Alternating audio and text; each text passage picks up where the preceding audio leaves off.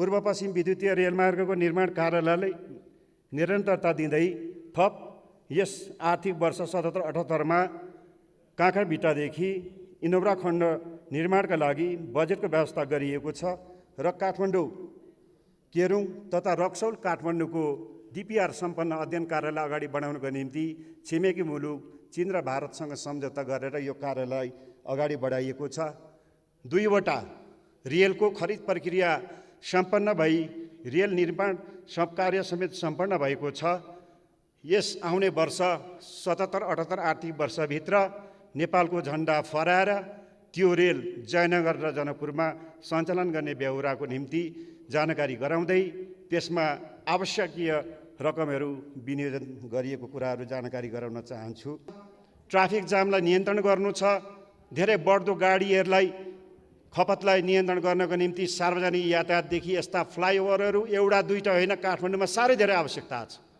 सङ्घीय राजधानीलाई सुन्दर बनाउनको निम्ति यो क्राउडलाई, यो ट्राफिक जामलाई न्यूनीकरण गर्नु भनेको एउटै मात्रै उपाय फ्लाइओभर हो।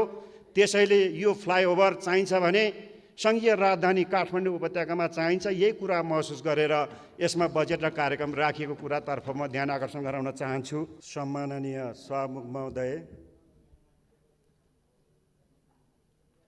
मन्त्रालयको विनियोजन शीर्षकमाथि छलफल गरिरहँदा माननीय दुर्गा पौडेल, माननीय सञ्जय कुमार गौतम, माननीय जीव छिरिङ लामा र माननीय प्रेम सुवालज्यूहरूबाट यस मन्त्रालयको बजेट शीर्षक नम्बर 337, 33700, 33702, 3370012 शीर्षकमा रकम कटौती गरी क्रमशः ₹1 कायम गरियोस् भनी खर्च कटौतीको प्रस्ताव पेश गर्नुभएको छ र त्यस सन्दर्भमा आफ्ना धारणाहरू उहाँहरूले राख्नु भएको छ। साथै भौतिक पूर्वाधार तथा यातायात मन्त्रालयको शीर्षक अन्तर्गत बजेट विनियोजन अन्तर्गत उहाँहरूले धेरै कुराहरू राखिसके पछाडि छलफल हुँदाखेरिमा यस सम्मानित सदनको बैठकमा साह्रै धेरै माननीय सदस्यहरूले भाग लिएर आफ्ना धारणाहरू, आफ्ना सुझावहरू, आफ्ना जिज्ञासाहरू राख्नुभएको छ र उहाँहरूले राख्ने क्रममा खास गरेर भौतिक पूर्वाधार यातायात मन्त्रालय अन्तर्गत समयमै काम सम्पन्न नभएको, गुणस्तरहीन कामहरू हुँदै गरेको र कार्यान्वयन गर्ने निकायलाई कारबाही नगरिएको, समयमै काम सम्पन्न नभएको, पूर्व पश्चिम राजमार्गलाई यथोचित ध्यान नदिएको बजेटमा, राष्ट्रिय गौरवको आयोजनामा द्रुत गतिमा काम नभएको, सुरुङ मार्ग निर्माणमा ध्यान पुर्याउनु पर्ने, रेल सञ्चालन नभएको र रेल र पानी जहाज सञ्चालन आवश्यकता प्राथमिकतामा पर्नु हुँदैन र क्षेत्रीयताको प्राथमिकताको आधारमा सन्तुलन बजेट र कार्यक्रमहरू नआएको र छुट्याइएका आयोजनाहरूमा पनि पर्याप्त बजेट विनियोजन नभएको, कार्यक्रमिक र बजेटको हिसाबले प्रादेशिक सन्तुलन मात्र भएन, परम्परागत ढङ्गले विकास आयोजनाहरूलाई निरन्तरता नदिएको, समयमै निर्माण कार्य सम्पन्न गर्न ध्यान दिनु पर्दछ। खास गरेर कर्णाली प्रदेश र 2 नम्बर प्रदेशमा योजनाको सोसल प्याकेज ल्याइयोस्, सडक सुधारमा ध्यान दिइयोस्, विद्युतीय यातायात तथा सार्वजनिक यातायातलाई व्यवस्थित गरियोस् र निर्वाचित तथा समानुपातिक सांसदहरूलाई बीचमा विभेद गर्ने कार्यक्रमहरू ल्याइएको र स्वाभाविकले सांसदज्यूहरूले आफ्नो निर्वाचन क्षेत्र र आफ्ना जिल्लाको विकासलाई ध्यान दिँदै आफूले माग गरेका आयोजनाहरूलाई समाविष्ट नयाँ कार्यक्रममा गर्न नसकिएको जस्ता अभिव्यक्ति सहित छलफलमा थुप्रै माननीय सदस्यज्यूहरूले सहभागी भई चिन्ता जाहेर तथा आफ्ना धारणा र सुझावहरू राख्नुभएको छ। छलफलमा सहभागी हुनुहुने खर्च कटौतीको प्रस्तावदेखि लिएर सबै माननीय सदस्यज्यूहरूलाई म मन्त्रालयको तर्फबाट, मेरो तर्फबाट हार्दिक धन्यवाद र आभार व्यक्त गर्न चाहन्छु। सभामुख महोदय, माननीय सदस्यहरूले राख्नुभएको जिज्ञासातर्फ धारणा राख्ने क्रममा विश्वव्यापी रूपमा फैलिएको कोरोना महामारीले अर्थतन्त्रमा परेको प्रभावका कारण चालु आर्थिक वर्ष 2077-78 विनियोजित रकम 76 को भन्दा 77-78 यस मन्त्रालयमा प्रस्तावित रकम लगभग 22 अरबले न्यून छ। यस्तो अवस्थामा पनि सकेसम्म प्रादेशिक सन्तुलनलाई ख्याल गरिएको छ।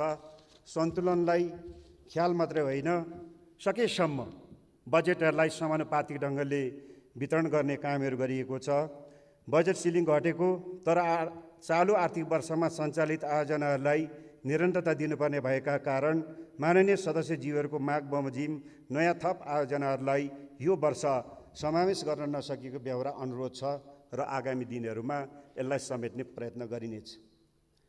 वर्तमान असहज परिस्थितिका बावजुद औचित्य र आवश्यकताको आधारमा केचना कञ्चनजङ्घा पर्यटकीय मार्ग, तमर करिडोर, मिर्चया कटारी घुर्मी सल्लेरी, निर्वाचन क्षेत्र रणनीतिक सडक जस्ता केही थोरै मात्र नयाँ आयोजनाहरू समावेश गर्न सकिएको छ। विगतमा सुरु गरिएका राष्ट्रिय गौरवका आयोजनाहरू उत्तर दक्षिण लोकमार्ग, हुलाकी राजमार्ग, मदन भण्डारी राजमार्ग, मध्य पहाडी पुष्पलाल राजमार्ग, फास्ट ट्र्याक जस्ता आयोजनाहरू निर्धारित समयभित्र सम्पन्न गर्न यथोचित ध्यान दिएको छ र आवश्यक मात्रामा बजेटको विनियोजन गर्ने प्रयत्न गरिएको तर्फ मान्य सदस्यज्यूहरूको ध्यान आकर्षण गराउन चाहन्छु।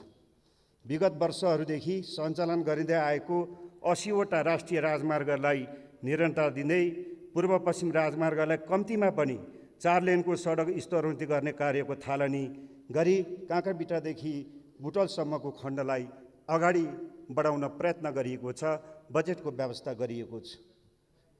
निर्मित सडकहरूको मर्मत सम्हार तथा सडक सुरक्षालाई ध्यान दिई आवश्यक रकम विनियोजन गरिएको छ र सडक सुरक्षा परिषद ऐन संसदमा पेश गर्नको निम्ति ड्राफ्ट कार्यहरू सम्पन्न भइसकेको बेहोरा मान्य सदस्यज्यूहरूलाई जानकारी गराउन चाहन्छु।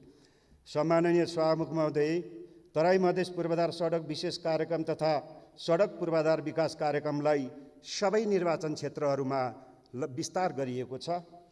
यस वर्ष प्रत्येक निर्वाचन क्षेत्रमा रु 10 करोड बराबरको खरिद प्रक्रिया अघि बढ्नुका साथै निर्वाचन क्षेत्र रणनीतिक सडकमा बजेट विनियोजन गरिनुले भौगोलिक सन्तुलन कायम गर्ने परम्पराको थालनी गरिएको बेहोरा सबै मान्य सदस्यहरूलाई जानकारी गराउन चाहन्छु। नागढुङ्गा तथा सिद्धार्थ सुरुङ मार्गको निर्माण प्रक्रियालाई द्रुत गतिमा अगाडि बढाउन साथै अन्य 7वटा सुरुङ मार्गका अध्ययनका लागि बजेट विनियोजन गरिएको छ। काठमाडौँ उपत्यकाको बढ्दो ट्राफिकको जामलाई मध्यनजर गर्दै अन्डरपास र काठमाडौँ भ्यालीभित्र आगामी वर्षमा फ्लाइओभर निर्माण गर्नको निम्ति नयाँ काम थालनी गर्नको निम्ति बजेटको व्यवस्था गरिएको कुराहरू म जानकारी गराउन चाहन्छु।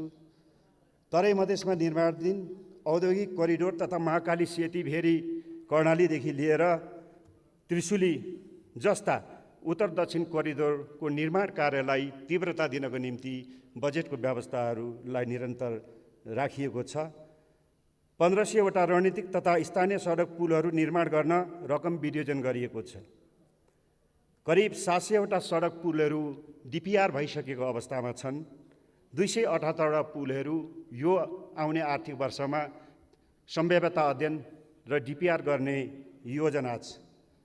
यति हुँदाहुँदै पनि बजेट व्यवस्थापन र निर्माण क्षमताको अभावले आगामी वर्षमा यी सबै पुलहरू निर्माण गर्न थप चुनौती रहेको छ। क्षमताको दृष्टिकोणले पुल निर्माणमा अत्याधिक चाप बढेको कुराहरू म सबै माननीय सदस्यज्यूहरूलाई जानकारी गराउन चाहन्छु।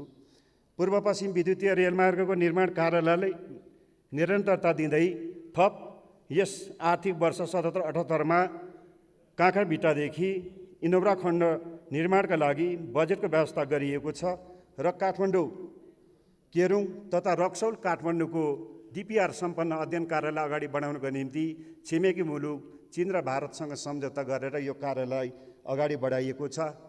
2वटा रेलको खरिद प्रक्रिया सम्पन्न भई रेल निर्माण सब कार्य समेत सम्पन्न भएको छ। यस आउने वर्ष 77-78 आर्थिक वर्षभित्र नेपालको झन्डा फहराएर त्यो रेल जयनगर र जनकपुरमा सञ्चालन गर्ने बेहोराको निम्ति जानकारी गराउँदै त्यसमा आवश्यकीय रकमहरू विनियोजन गरिएको कुराहरू जानकारी गराउन चाहन्छु। समय सीमाभित्र निर्माण कार्य सम्पन्न नगर्ने वा नगराउने सम्बन्धित निकायहरूलाई जवाबदेही बनाउनको निम्ति आवश्यक कानुनी कारबाही गर्नको निम्ति आवश्यक कानुनी प्रावधानको व्यवस्था गरेर कानुन निर्माण गरिसकेको अवस्था छ। यसले गर्दा गुणस्तर कायम हुने र समयमै काम सम्पन्न हुने परिपाटीको थालनी हुनेछ भन्ने कुराहरूमा मन्त्रालय विश्वास राख्दछ। रेल यातायात एवं जल यातायातका कार्यक्रमहरू सरकारको आयोजनामा समावेश भई सोही बमोजिम सञ्चालन हुँदै आएकोले विगत वर्षदेखि यो नयाँ यातायातको नयाँ क्षेत्रलाई अङ्गीकार गरेको हुनाले त्यसलाई उल्लेखनीय रूपमा प्राथमिकतामा राख्न नसके पनि यसलाई निरन्तर दिनको निम्ति आवश्यक बजेटहरूको विनियोजन गरिएको कुराहरू यस सदनमा अभिव्यक्त गर्नुहुने आफ्ना धारणा राख्नुहुने सबै मान्य सदस्यज्यूहरूलाई जानकारी गराउन चाहन्छु।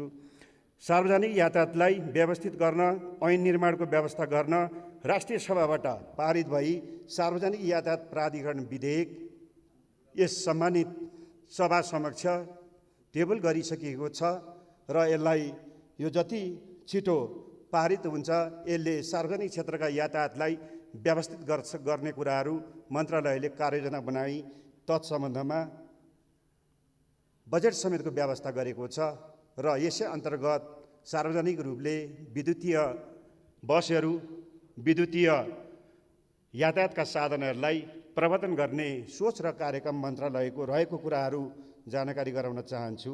सम्माननीय सभामुख महोदय, गुणस्तरमा पर्याप्त ध्यान दिने गरिएको हरेक आयोजनामा क्वालिटी एस्युरेन्स प्लान बनाई स्वीकृत गराई सोही अनुसार कार्य गरिएको छ भने सडक विभाग अन्तर्गत केन्द्रमा 1वटा केन्द्रीय प्रयोगशाला साथै 5वटा क्षेत्रीय प्रयोगशाला एवं हरेक योजना तथा डिभिजन सडक कार्यालयहरूमा समेत प्रयोगशाला राखिएको व्यवस्था छ, जहाँबाट क्वालिटीहरूको चेक गर्ने र एस्युरेन्स गर्ने कामहरू भइरहेको छ।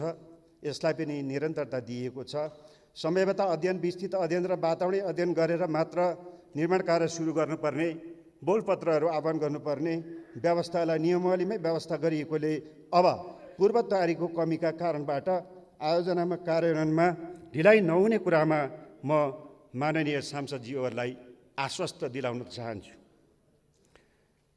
यस आर्थिक वर्षदेखि नै विगतका अधुरा कार्यहरूलाई प्राथमिकता दिई निर्माण सम्पन्न हुनेतर्फ ध्यान दिएको छ। धेरै आयोजनाहरू सङ्घमा पनि नपरेको, सङ्घबाट तल प्रदेशमा हस्तान्तरण गरिएको र कुनै पनि निकायले यसलाई ध्यान नदिएको अवस्था रहेको कुराहरू माननीय सदस्यज्यूहरूले उठाएको कुराहरू यथार्थ हो। यसलाई अब आउने वर्षहरूमा व्यवस्थित गर्नेतर्फ मन्त्रालयको ध्यान गएको छ भन्ने कुराहरू प्रश्न पार्न चाहन्छु। यातायातमा भनिएको सिन्डिकेट खारेजी भइसकेकोले स्वतन्त्र रूपमा व्यवसायहरूले व्यवसाय गर्ने वातावरण भइरहेको एवं सेवा प्रवाहको स्तरमा क्रमशः सुधार भइरहेको बेहोरा समेत यस सम्मानित सदनमा अनुरोध गर्न चाहन्छु। सडक विभाग अन्तर्गतको यान्त्रिक महाशाखा हेभी इक्विपमेन्ट डिभिजनहरूलाई प्रभावकारी बनाइएको छ। सडक निर्माण तथा मर्मतमा आवश्यक पर्ने मेसिन उपकरणहरूको कमी हुन नदिन प्रत्येक वर्ष थप उपकरणको व्यवस्था गरिएको छ। त्यसको निम्ति पनि आवश्यक बजेटको व्यवस्था गरिएको छ र यस्ता उपकरणहरू निजी क्षेत्रले चाहँदाखेरिमा निजी क्षेत्रलाई पनि भाडामा उपलब्ध गराउनु पर्छ भन्ने नीतिहरू स्पष्ट तय गरिएको छ।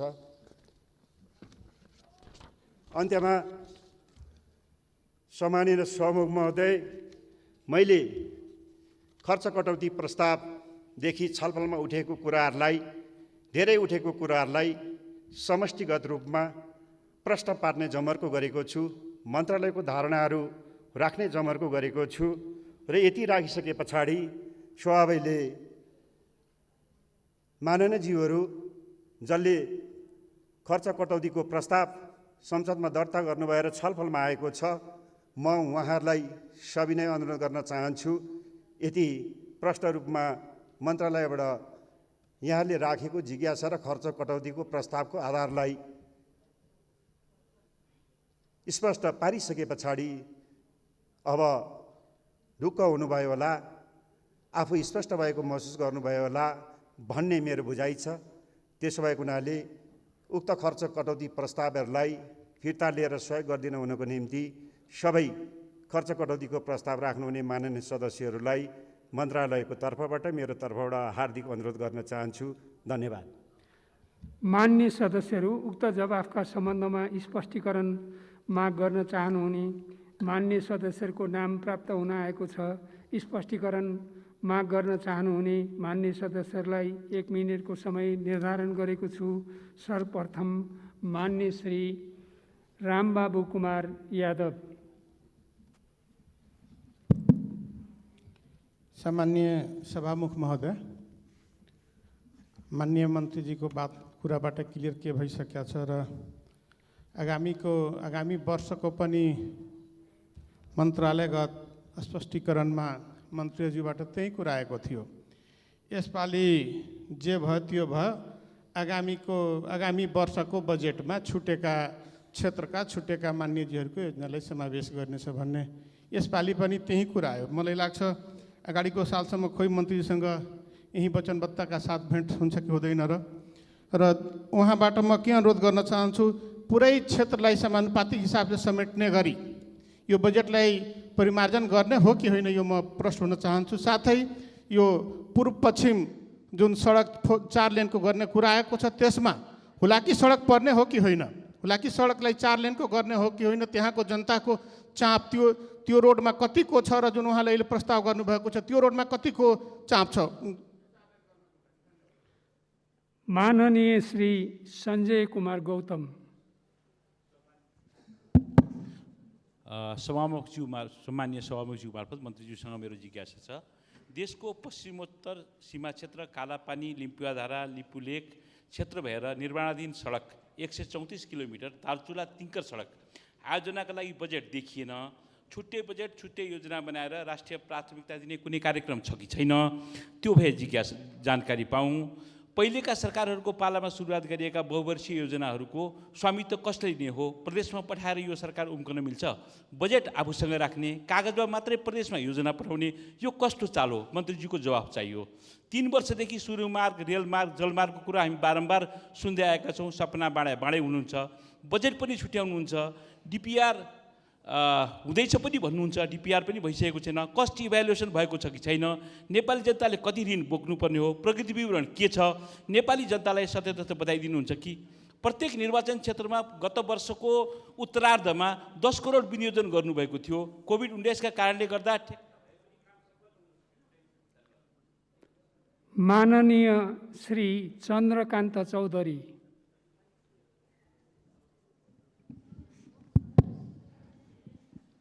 सम्मान्य सभामुख महोदय, मान्य मन्त्रीज्यूसँग सोध्न चाहन्छु कि सप्तरी क्षेत्र नम्बर 3 मा निर्माणाधीन महेन्द्र राजमार्गदेखि पातुसम्म रोडमा ग्रेभल नभइकन यसपालि वर्षायाममा आउन जान दिक्कत हुन्छ, त्यसैले त्यतातिर म ध्यान आकर्षण गराउन चाहन्छु। अनि ट्राफिक बाट महेन्द्र राजमार्गदेखि बोर्डरसम्म पनि त्यस्तै रोड छ, त्यो रोडमा पनि तत्काल ग्राभेलको व्यवस्था भयो भनेदेखि वर्षायाममा आवत जावत गर्नलाई सजिलो हुन्छ। माननीय श्री प्रेम सुवाल। सम्माननीय सभामुख महोदय मार्फत मान्य मन्त्रीजीसँग जिज्ञासा राख्न चाहन्छु। काठमाडौँ उपत्यका धुलो धुवाँ, खानेपानी अभाव, फोहोर मैला अव्यवस्था अपराधको केन्द्र हुने भएकोले देशको सन्तुलित विकासको निम्ति यहाँ बनाइने फ्लाइओभरको बजेट प्रदेश राजधानीमा व्यवस्थित सडक निर्माण गर्न खर्च गर्नु आवश्यक छ। फास्ट ट्र्याक 12 काठमाडौँको योजना पनि स्थगित गरेर स्थानीय तहका सडकहरू काठमाडौँ उपत्यका बाहिर बनाउनु आवश्यक छ। सिंहदरबार पुराना गाडीको डम्पिङ स्थल भएको, मन्त्री र उच्च कर्मचारीमा महँगा गाडी चढ्ने नै प्रतिष्ठा ठान्ने देखिएको भन्ने आएको छ। यसबारे के गर्ने हो? काठमाडौँबाट राजधानी नै स्थानान्तरण गरी कालाबजारी तस्कर ठगहरूबाट यसलाई मुक्त गर्नु पर्यो भन्ने पनि जनताको आवाज छ। अर्नीको राजमार्गको भक्तपुरबाट सूर्यविनायक काठमाडौँ खण्डमा कालो पत्र गरिएको छ, तर दायाँ बायाँको ढल खुल्ला नहुँदा वर्षाको पानी सडकमा बगिरहेको र कालो पत्रलाई पनि बगाइएको छ। मान्य सदस्यहरू, अब मान्य भौतिक पूर्वाधार तथा यातायात मन्त्री श्री वसन्त कुमार नेमाङलाई उक्त स्पष्टीकरणको सम्बन्धमा स्पष्ट पार्न अनुमति दिन्छु। सम्माननीय सभामुख महोदय, माननीय सदस्यज्यूहरूले राख्नुभएको जिज्ञासालाई मन्त्रालयको तर्फबाट आफ्ना धारणा राखिसके पछाडि 4 जना माननीय सदस्यहरूले पूरक प्रश्नको रूपमा केही जिज्ञासाहरू राख्नुभएको छ। म क्रमशः स्पष्ट पार्ने अनुमति चाहन्छु। छुटेका योजनाहरू विगतमा पनि छुटे, यो वर्ष पनि छुटे, आश्वासन मात्रै हुने हो कि भन्ने एउटा आशंकाहरू आएको छ। मैले अघि भनिसकेँ,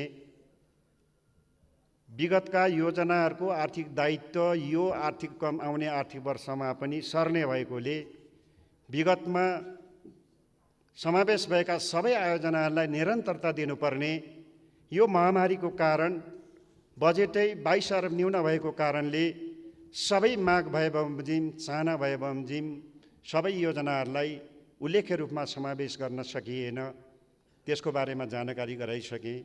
त्यस कारणले गर्दाखेरि सबै चाहना बमोजिमको, माग बमोजिमको योजनाहरूलाई समावेश गर्न सकिएको छैन।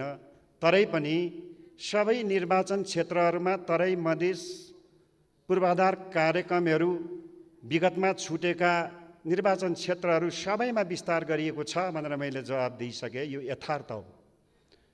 फेरि पनि केही त्यस्ता छुटहरू छन् भने आउने दिनहरूमा, आउने वर्षहरूमा छलफल गर्न सकिन्छ। म यहाँ आश्वस्त पार्न चाहन्छु। र हुलाकी सडक अहिले 4 लेनको बनाउने योजना छैन। लामो समयदेखि महत्त्वपूर्ण बाटोको रूपमा रहेको पूर्व पश्चिम राजमार्गको 4 लेनको विस्तार निर्माण कार्यलाई थालनी गरिएको छ। केही वर्ष यसको पूर्णतामा लाग्छ। त्यसो भएको हुनाले अहिले हुलाकी बाटोलाई 4 लेन बनाउने सोच र कार्यक्रम नरहेको कुराहरू जानकारी गराउँदछु। अर्का माननीय सदस्यहरूले 134 किलोमिटर रहेको दार्चुला टिङ्कर छुट्टै आयोजनाहरू बनाउने सकिन्छ कि एउटा जिज्ञासा रहेको छ। स्वाभाविकले अघि मैले उल्लेख गर्दा भने महाकाली करिडोर तल गड्डा चौकीदेखि लिएर महाकालीदेखि लिएर माथि टिङ्करसम्मको कुरालाई बडो महत्त्वको साथ लिएको छ। स्वाभाविकले महाकाली करिडोर भनेर एउटै योजनामा बजेट विनियोजन भए पनि अहिले भर्खरै नेपाल सरकार मन्त्री परिषदको निर्णयबाट उपल्लो खण्ड दार्चुला टिङ्करको खण्ड नेपाली सेना मार्फत बनाउने भनेर निर्णय गरेर जिम्मा समेत दिइसकेको छ। छुट्टै आयोजनाको रूपमा यसलाई सञ्चालन नगरे पनि आवश्यक यो आउने आर्थिक वर्षमा खर्च हुने रकमलाई व्यवस्था गरिएको छ र नेपाली सेनाद्वारा त्यहाँ छुट्टै निर्माण कार्यहरूको थालनी गरिनेछ र छुट्टै एउटा कार्यालयको व्यवस्थापन गरिने कुराहरू मान्य सदस्यज्यूलाई म जानकारी गराउन चाहन्छु। 3 वर्षदेखिका रेलमार्गको डिपिआरहरू हुन्छ, कामहरू भएको छैन, के भयो भन्ने छ। लगभग पूर्व पश्चिम विद्युतीय रेलमार्गको सबै डिपिआर कार्यहरू सम्पन्न भएको छ। डिपिआर बमोजिम गएको वर्षदेखि तल चाहिँ बर्दिवासदेखि राजगढको निजगढको क्षेत्रमा निर्माण काम थालनी गरिएको छ। त्यसलाई त्यहाँसम्म जोड्नको निम्ति यस वर्षको कार्यक्रम र नीति र योजनाभित्र समावेश भएको छ र काँकरबिटाबाट त्यसलाई ल्याउँदै निर्माण कार्य थालनी गरिनेछ भनेर मैले अघि नै जवाब दिइसकेको छु। त्यसो भएको हुनाले निर्माण गर्ने बेलामा अपडेट गर्नुपर्ने कुराहरूलाई गरिन्छ भन्ने कुराहरू राख्न चाहन्छु। 10 करोड रुपियाँको के भयो भने मैले अघि राख्नुभएको छ जिज्ञासा। मैले अघि भने विगतमा थालिएका एक निर्वाचन क्षेत्रमा 10 करोडको एउटा खरिद प्रक्रिया सुरु गरेर निर्माण कार्यहरू सुरु गरिएको छ। यसलाई निरन्तरता दिइनेछ र यसको दायित्वलाई समेत अगाडि बढाइनेछ भन्ने कुरा। यसले समानुपातिक ढङ्गले सबै क्षेत्रमा पहिलोपल्ट 10 करोडको विनियोजन गरिएको कुराहरू अत्यन्तै महत्त्वपूर्ण छ भन्ने कुरालाई पनि म फेरि ध्यान दिलाउन चाहन्छु। त्यसरी नै सप्तरी क्षेत्र नम्बर 3 को ग्राभल बाटो बनाउनु पर्ने बर्खा लाग्यो भन्ने कुराहरू एउटा मागको रूपमा आएको छ। यसलाई हामी हेर्नेछौँ, यो आर्थिक वर्षको योजनाभित्र समावेश गरिएको छ र ठेक्का प्रक्रिया ढिलो भएको छ र निर्माण चाहिँ नि ढिलो भइरहेछ भने हामी तदारुकता दिँदछौँ र कुनै एउटा सङ्घीय मन्त्रालय अन्तर्गतको कार्यक्रमभित्र समावेश रहेछ भने पनि निर्माण मर्मत सम्म के हुनसक्छ यतातर्फ हाम्रो ध्यान जानेछ। म माननीयज्यूलाई यो आश्वासन र विश्वास दिलाउन चाहन्छु। त्यसैले अन्तिममा अन्य मान्य सदस्यज्यूहरूले फ्लाइओभरको बजेट प्रदेशलाई पठाउनु उपयुक्त हुन्छ होला भन्नुभएको छ। यो होइन। संसारभरिका राजधानीहरू अत्यन्तै व्यवस्थित हुन्छन्। हाम्रो राजधानी सांस्कृतिक सबै कुराले अत्यन्तै धनी छ। बाटाहरू साना छन्, अत्यन्तै ट्राफिकहरू बढ्दो छ। यहाँले भनेको जस्तै धुलो धुवाँहरू बढ्दो छ। मर्मत सम्मारको आवश्यकता छ। ट्राफिक जामलाई नियन्त्रण गर्नु छ। धेरै बढ्दो गाडीहरूलाई खपतलाई नियन्त्रण गर्नको निम्ति सार्वजनिक यातायातदेखि यस्ता फ्लाइओभरहरू एउटा दुईटा होइन, काठमाडौँमा साह्रै धेरै आवश्यकता छ। सङ्घीय राजधानीलाई सुन्दर बनाउनको निम्ति यो क्राउडलाई, यो ट्राफिक जामलाई न्यूनीकरण गर्नु भनेको एउटै मात्रै उपाय फ्लाइओभर हो। त्यसैले यो फ्लाइओभर चाहिन्छ भने सङ्घीय राजधानी काठमाडौँ उपत्यकामा चाहिन्छ। यही कुरा महसुस गरेर यसमा बजेट र कार्यक्रम राखिएको कुरातर्फ म ध्यान आकर्षण गराउन चाहन्छु। अरनिको राजमार्गको सन्दर्भमा फेरि पनि नेपाल चीन सरकारबीच छलफल भइरहेको र अहिले यसको मर्मत सम्मार त्यही देशबाट थालिएको छ। चिनिया पक्षबाट पनि यसको मर्मत सम्मारको कामहरू थालिएको छ र हाम्रै मन्त्रालयको सडक विभाग मार्फत पनि कामहरू थालिएको छ। स्वाभाविकले अहिले भर्खर पानी पर्न सुरु भयो। काम गर्दा गर्दै पानी ओभरले गर्दाखेरि पानी पर्यो भने स्वाभाविकले केही उकिन्छ, नभए अहिले भइराखेका काठमाडौँ उपत्यकाभित्रका कामहरू गुणस्तरयुक्त भएको कुराहरू म विश्वास दिलाउन चाहन्छु। मैले सकेसम्म यथार्थ कुरोलाई माननीय सदस्यज्यूहरूको जिज्ञासालाई प्रश्न पार्ने कोसिस गरेँ। पक्कै पनि अब प्रश्न हुनुभयो भन्ने विश्वास लिएको छु र पूरक प्रश्न गरेर जिज्ञासा राख्नुभएका मान्य सदस्यहरूको यो प्रश्नले आउने दिनहरूमा हामीलाई थप प्रभावकारी कार्यान्वयनको निम्ति अझै धेरै विवेकशील भएर मन्त्रालयले योजना र बजेट कार्यान्वयन गर्नको निम्ति, विनियोजन गर्नको निम्ति मद्दत पुर्याएको छ। त्यसको निम्ति पुनः फेरि पनि उहाँहरूलाई म सम्माननीय सभामुख मार्फत धन्यवाद दिन चाहन्छु र मेरो भनाइलाई अन्त्य गर्न चाहन्छु। धन्यवाद।